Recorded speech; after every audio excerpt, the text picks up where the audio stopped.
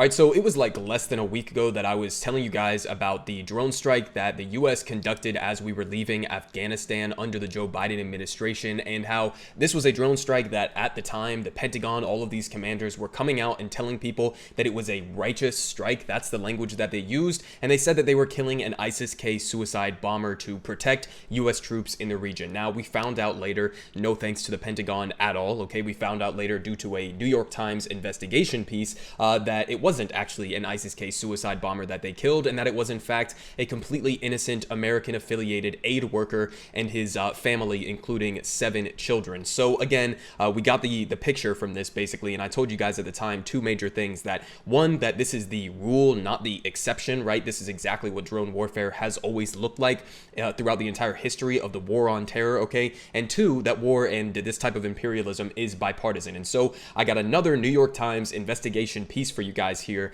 that is basically breaking down exactly how the Trump administration conducted a similar but honestly much worse strike that killed far more people in Syria under the Trump administration, and how they systemically proceeded to cover up and lie about this brazen war crime that they committed. So again, thanks to the New York Times for doing this, okay? It's very rare that we actually get any accountability whatsoever from corporate media on shit like this, but they did a pretty good job, and I'm going to link the entire piece that they did. It's extremely long, but if you have the time, I recommend you go and read it, because it's worth it to get an understanding in terms of how all of this shit unfolds, how they cover up all of these things, and how they circle the wagons around everybody who would be facing accountability. So go and read it if you want, but I got basically a more simple rundown here for you guys. So let's go ahead and read some of the details. So here from Common Dreams: infuriating report reveals breathtaking cover-up of U.S. airstrike that killed Syrian civilians. This New York Times report on the cover-up of U.S. war crimes in Syria should make your blood boil. The U.S. wantonly kills civilians, covers it up, and then tells other countries how democracy works. That's exactly correct. But they say advocacy groups, human rights defenders, fellow reporters, and other readers of the New York Times were outraged Saturday after journalists Dave Phillips and Eric Schmidt published their investigation into the deadly 2019 U.S. airstrike in Syria and all that followed. And just as a reminder, this entire U.S. presence in Syria is illegal. It's illegal under international law. It's completely against the U.S. Constitution, the War Powers Act that was passed in the 70s, where presidents are, believe it or not, supposed to get congressional approval to go to wars like this, and basically they never do, and they don't really give a shit about getting congressional approval. It's basically bomb first, ask questions later, and that's exactly what has been happening in Syria, and we're about to see what the consequences of that are. So they say that the Times began by detailing the scene over 2 years ago when the U.S. military was using a drone near the Syrian town of Baghouz to search, and sorry if I butchered that, but Baghouz, to search for the Islamic State of Iraq and Syria militants, and encountered women and children along a riverbank. And without warning, an American F-15E attack jet streaked across the drone's high-definition field of vision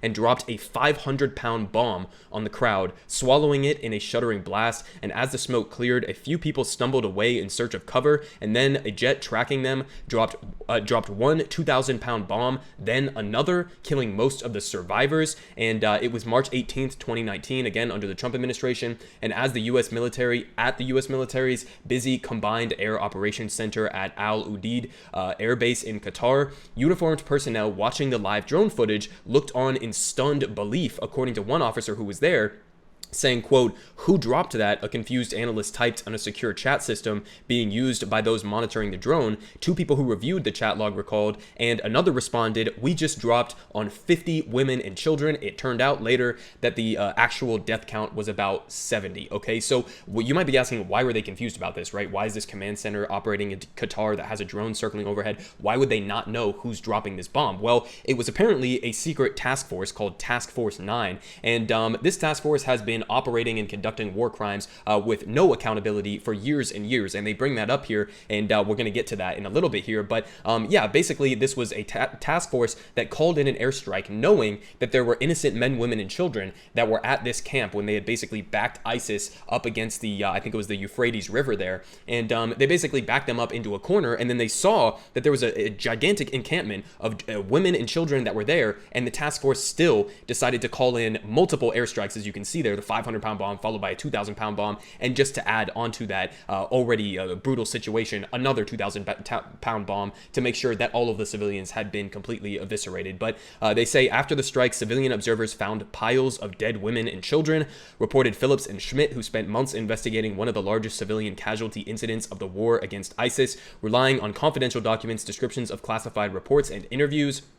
And they say, quote, a legal officer flagged the strike as a possible war crime that required an investigation, but at nearly every step, the military made moves that concealed the catastrophic strike, the pair explained, and the death toll was downplayed, reports were delayed, sanitized, and classified, and the United States-led coalition forces bulldozed the blast site, and top leaders were not notified. Why the fuck would they have bulldozed this blast site? That to me is just like, on top of everything else, is like bizarrely brutal and weird that they would actually go that length to cover this up. But again, I mean, at every single step, you are seeing the systemic practices that are put in place by the Pentagon to circle the wagons to protect everyone whenever war crimes are committed. And why? Well, in a pretty general sense, because they know, all of these generals, commanders, everybody who is operating in the field, they know that this is the rule, that this is not the exception, that this is not a one-off thing, and that this happens all the time. And so therefore they know that if there was going to be accountability for this Task Force 9 for committing this war crime, then maybe other people would be held accountable for war crimes, and we would set off a chain of event where, you know, radical, crazy idea here, but maybe some people would face accountability for wantonly killing men, women, and children. But that's why they don't want to ever touch this. This is why it's so hard to have actual accountability, because they know that if there's accountability for one group of people, then there may have to be accountability for other war crimes that have been committed. And again, there have been plenty of war crimes that have been committed over the course of all of these wars in Afghanistan, Iraq, Syria, as well as other places around the world, in Africa, and wherever troops are located, U.S. troops are located. Usually, you can find some war crimes there. But they continue here saying that according to Phillips and Schmidt, this week after the New York Times sent its findings, and this is just on top of everything, is a slap in the face with how they characterize this, the military in response to this, but after the New York Times sent its findings to U.S. Central Command, which oversaw the air war in Syria, the command acknowledged the strikes for the first time, saying 80 people were killed, but the airstrikes were justified. It said the bombs killed 16 fighters and 4 civilians. Not true.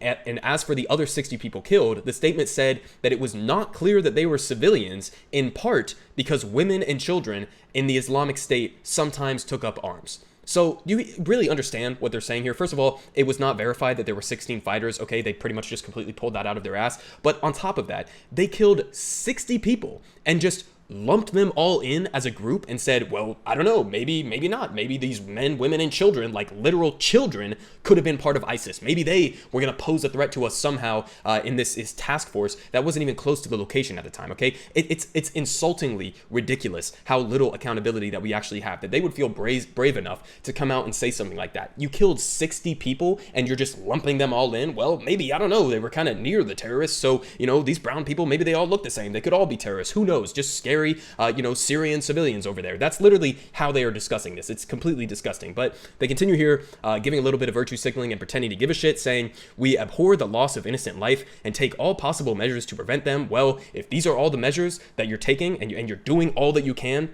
to prevent a loss of civilian life, and this is how terrible you are at doing that, I don't know, maybe we shouldn't be conducting airstrikes in these regions and pretending as if it's that easy to pick and choose who's evil, who's a bad guy, who's a good guy in these situations. Maybe you guys at the Pentagon are simply not competent enough to conduct this type of warfare, but of course they would never have any self-reflection like that. But that's what Captain Bill Urban, the chief spokesman for the command, said in a statement. He says, quote, in this case, we self-reported and investigated the strike according to our own evidence and take full responsibility for the unintended. You're not taking full responsibility if you're saying there shouldn't be accountability. I mean, them taking full responsibility is literally just acknowledging that the New York Times just exposed them for war crimes. That's it. That's the only accountability. If you actually were going to take accountability or take responsibility for that loss of life, you would go in front of a war crimes tribunal, okay? We would be talking about people ending up in jail for this, people being prosecuted for these crimes, okay? But none of that happens, and they just think, oh, well, I guess if we say maybe not some of those women and children may have been terrorists, that's some sort of accountability. You're not even taking the bare minimum accountability by owning up to the fact that those 60 people that you just labeled as potential terrorists were innocent women and children in the area, okay? They don't take accountability. They never take accountability, but they say here, the only assessment done immediately after the strike was performed by the same ground unit that ordered the strike. Okay, I wonder if there's any conflict of interest there. It determined that the bombing was lawful because it killed only a small number of civilians. Okay, we just did the math there. Even under their own bullshit estimates that they were putting forward, that's like a vast majority innocent civilians, presumably innocent civilians that were killed in this strike. And they say that that is a small number of civilians. It's like you're not even getting a majority terrorists, okay? But they say, while targeting Islamic State fighters in an attempt to protect coalition forces, the command said, and therefore no former war crime notification, criminal investigation, or disciplinary action was warranted, it said, adding that the other deaths were accidental. Okay, so understand, okay, if this cannot be investigated as a war crime, if this cannot be thoroughly sent through the chain of command and have people held responsible for something like this, then nothing ever will. Nothing ever has been, and nothing ever will, okay? This is why somebody like Julian Assange is sitting in a prison right now being tortured for exposing US war crimes, while the same motherfuckers who conduct strikes like this are getting promoted at every single level, okay? It's completely absurd, but this is exactly what this type of warfare has always looked like, okay? That's the point I want to hammer home in this, and just to give you more of a perspective in terms of how atrocious this one Task Force 9 actually is. So again, they say the assessments of the strike process were also flawed, the official says, because they were done by the units that called in the strikes, meaning that the task force was grading its own performance, and surprising enough, rarely did they find any problems. So again, they're literally investigating themselves, okay? That's how ridiculous this is, all right? They're investigating themselves. Obviously, you can't be trusted to hold yourself accountable, but here's how absolutely atrocious this task force was. So even the CIA, okay, the CIA, the greatest and most successful and most violent terrorist organization in the history of humanity, the CIA says that this task force was even a little bit too extreme for them, okay? This gives you a perspective on how ridiculous this task force is. But they say human rights groups were not the only ones sounding the alarm. CIA officers working in Syria grew so alarmed over the task force's strikes that agents reported their concern to the Department of Defense Inspector General, which investigated the claims and produced a report. And the results of that report are top secret, but the former task force officer who reviewed the report said the CIA officers alleged that in about 10 incidents, the secretive task force hit targets knowing civilians would be killed.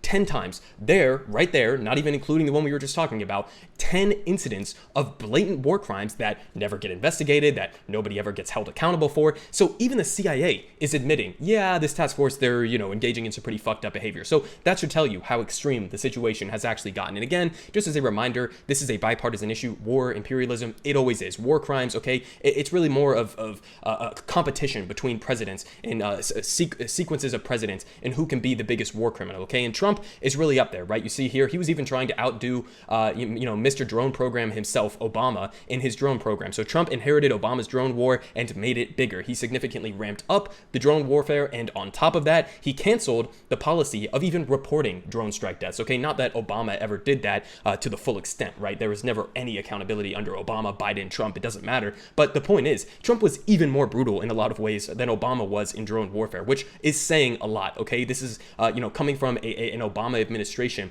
where there was a 6-month period where they were killing 90% unintended targets, 90% innocent civilians with his drone program, okay? So this is the reality of what this war looks like, okay? So again, 2 main points I want to hammer home, and I'll finish it off here. One, this shit is always bipartisan. This is the exact type of drone warfare that Biden is going to be continuing in Syria, continuing in all over the Middle East, all over parts of Africa, and there's no accountability. They didn't ask permission from Congress. It's completely illegal under international law. They're committing brazen war crimes, but it's a bipartisan thing, okay? Trump did it, Obama did it, Bush did it, Clinton did it, and now Joe Biden is doing it yet again. And on top of that, okay, so it's bipartisan, and then the other thing that you have to understand is that this is exactly what it looks like, okay? This is drone warfare. It's never going to be as clean cut. They want people to believe that, oh, we could hit, the pin of a needle right from, 1,000 feet up in the air. All right. And it's just a complete fucking lie. Okay. They can't. They don't have the competence to engage in the type of warfare that they are trying to sell the American people on letting them continue.